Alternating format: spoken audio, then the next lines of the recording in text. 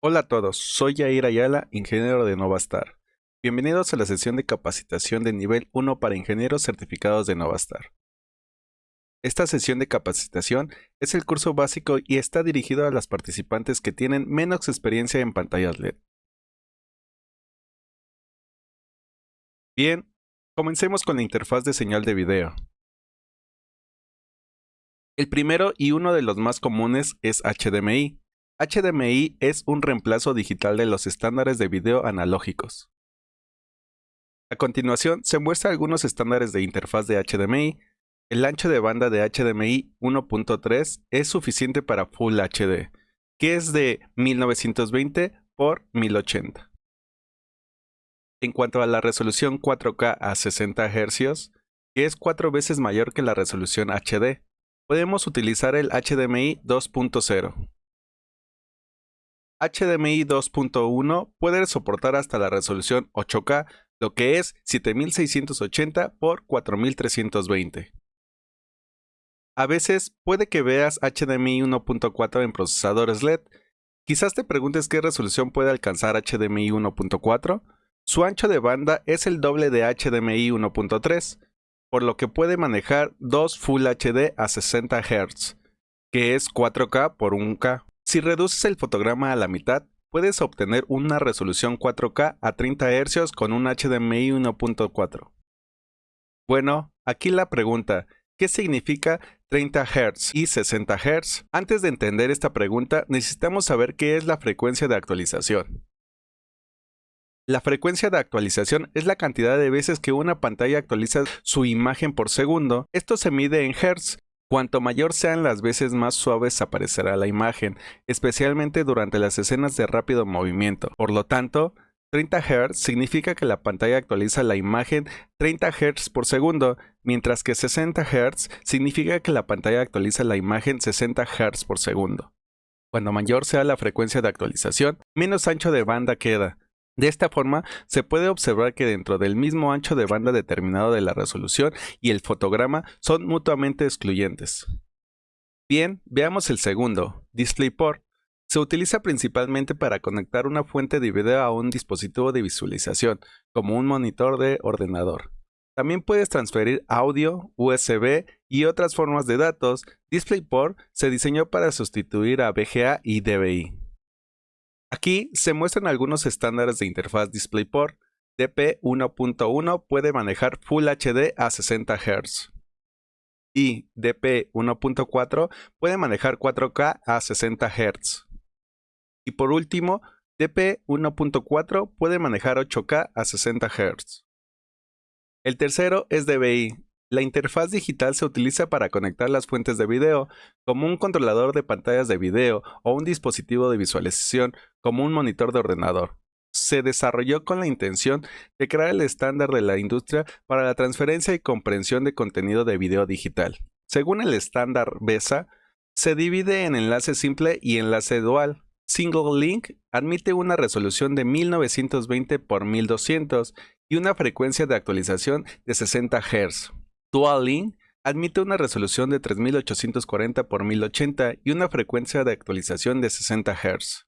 DVI-I es una interfaz que integra funciones de transmisión de señal digital y análoga, y también se divide en enlaces únicos y enlaces duales.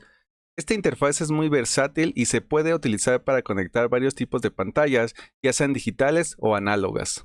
DVI-D es una interfaz puramente digital adecuada para conectar pantallas digitales como pantallas cristalinas, LCD y proyectores digitales.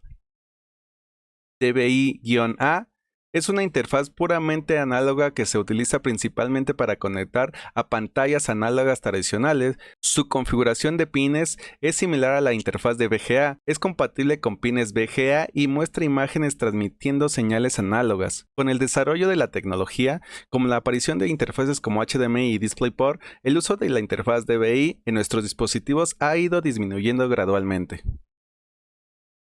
Ahora se encuentra la interfaz SDI, que se utiliza generalmente para cámaras y transmisiones. Es una familia de interfaz de video digital estandarizada por primera vez por SMPTE. 3D SDI puede soportar Full HD. 12G SDI puede soportar 4K. El último es VGA, que es el controlador de pantallas de video y el estándar gráfico de acoplamiento. Siguiente, veamos el cable de señal de control. Los cables USB son cables de control más comunes utilizados en los controladores LED, porque están listos para usarse cuando se enchufan. RJ45 es una interfaz de red común que utilizamos para conectar computadoras, enrutadores, conmutadores y otros dispositivos de red para lograr la comunicación de red a través de cable red.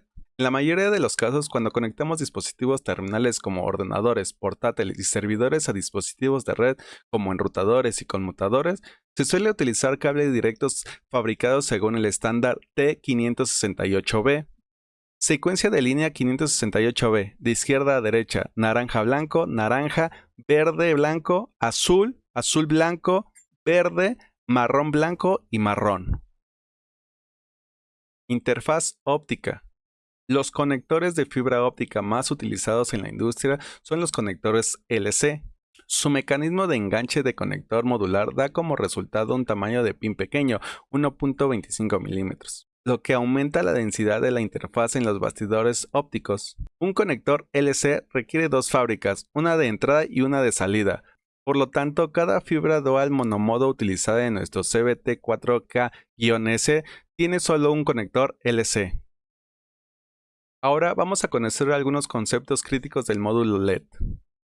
El término píxel es la unidad más pequeña de la pantalla LED.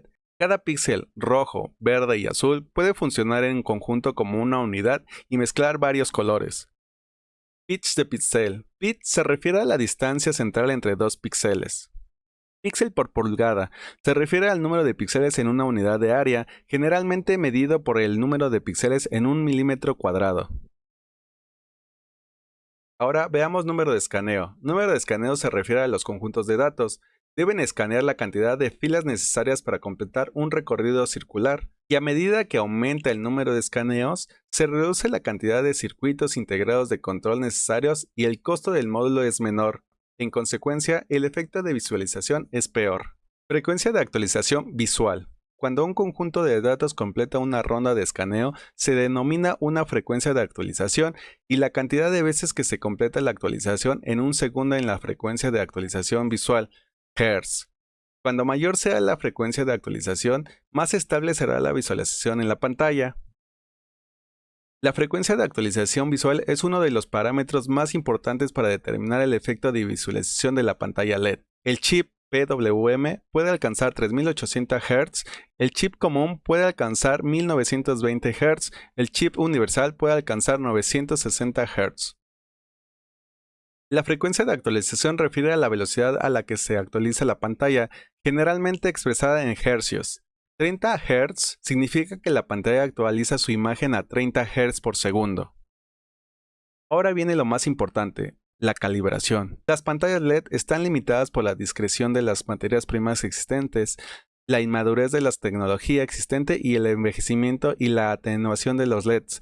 Por lo tanto, el problema de la desigualdad de las pantallas LED es generalizado. Por lo tanto, es necesaria una calibración. Ahora observamos esta imagen. Aquí se muestra la distribución de la gama de colores. Como puedes ver, antes y después de la calibración, la cromaticidad de cada rama LED se compone punto por punto. El efecto de la pantalla LED mejora considerablemente. Aquí se muestra una distribución de brillo antes y después de la calibración. Y aquí está el efecto de visualización antes y después de la calibración.